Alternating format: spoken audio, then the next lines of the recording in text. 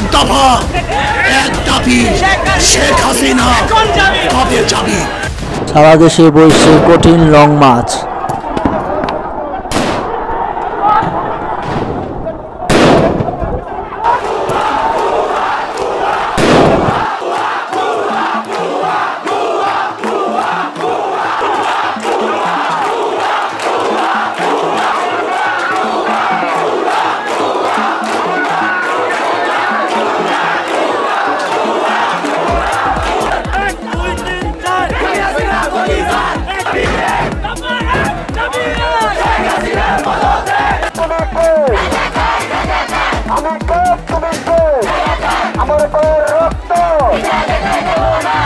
ইসলামী আন্দোলন বাংলাদেশ চরমনাইয়ের পীর সাহেব রেজাউল করিম বলেন, এই সরকারকে যেভাবে হোক নামাতে হবে।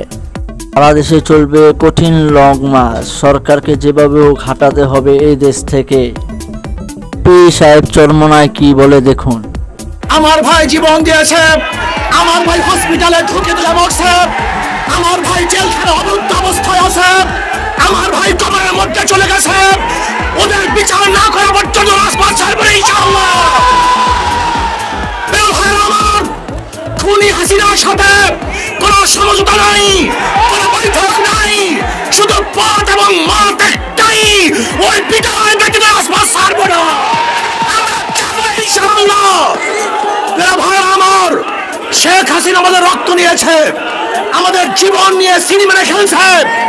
আমি প্রশাসনের ভাইদেরকে বলতে চাই, আমি আর্মি থেকে বলতে চাই, পুলিশ থেকে বলতে চাই, জনগণের টাকায় বুলেট যেন জনগণের বুকে বিদ্ধ না হয়। আপনারা জনগণের পাশে থাকবেন। ইসলামী আন্দোলন বাংলাদেশ পীর সাহেব চরমনাই প্রথম থেকে ছিল, আছে, থাকবে ইনশাআল্লাহ। যতদিন পর্যন্ত শেখ হাসিনার পদত্যাগ না হবে ততদিন পর্যন্ত রাজপথ ছাড়বে ইনশাআল্লাহ।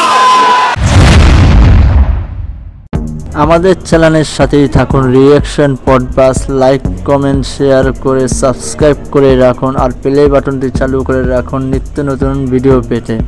ধন্যবাদ।